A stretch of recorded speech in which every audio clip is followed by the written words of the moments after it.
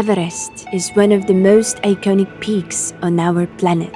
Research into its glaciers is uncovering an alarming reality, one that could cause huge change for both the wildlife and the people that have called this place home for generations.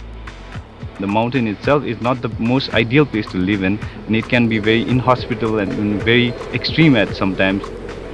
But despite all of that, the local mountain communities are not only surviving but thriving in these altitudes, and they've been doing that for many hundreds of years. But climate change means the frozen world these communities have always known is at risk of disappearing.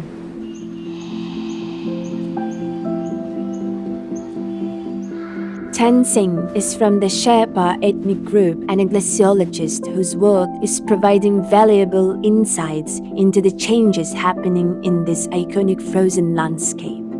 The Hindu Kush-Himalayan region constitutes one of the largest concentration of snow and ice outside the two poles. Nowhere in the world would you find so much of ice and so much of snow concentrated in this one small region. It's very essential to keep the frozen parts of our world, that is the glaciers, healthy, because they are the water towers of the world. They feed more than 1 billion people downstream. Many people depend on the meltwater from these glaciers. I'm concerned about the impacts of climate change on the glaciers. The Khumbu Glacier is the highest glacier in the world.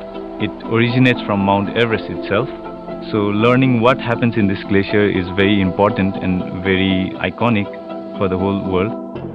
Tenzing has been part of 2 valuable expeditions to the Khumbu Glacier located near Everest Base Camp. In a world first, the team drilled 150 meters deep into the ice, and they found something alarming. The internal temperature of the ice was 2 degrees warmer than that of the mean annual air temperature. Once the temperature crosses 0 degrees Celsius is when the ice starts to melt. And once you start to see this, the glaciers start to warm up, you reach that tipping point, and then you start to see this drastic melt going on in many of these glaciers.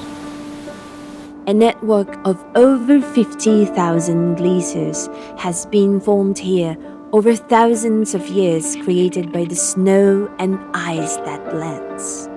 The natural melting of glaciers is a crucial source of fresh water for both wildlife and local communities. But as climate change increases the rate of melting, this isn't all that's at risk.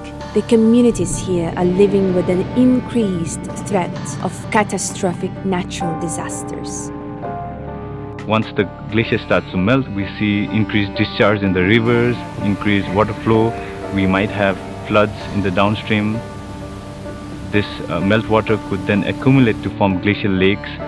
These glacial lakes could then outburst to form glacial lake outburst floods.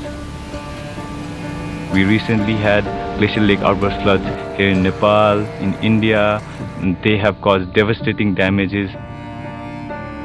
With the changing climate, we will have these kind of extreme events more and more.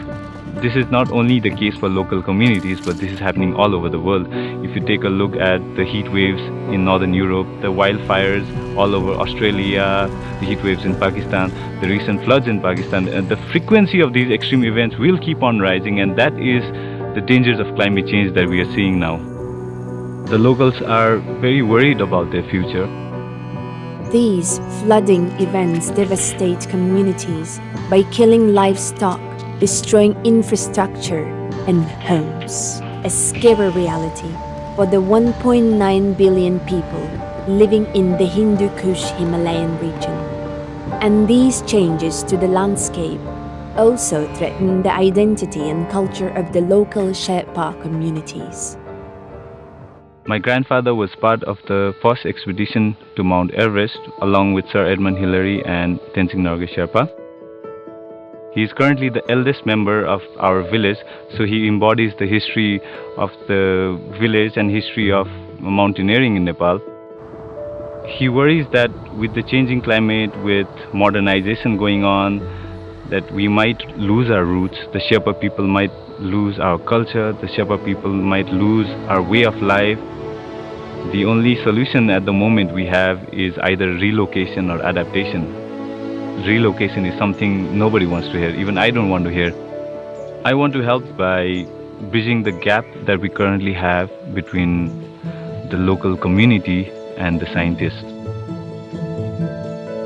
We definitely can come together for climate change. We are all in this together, and the best time would have been 20 years ago, and it's either now or never.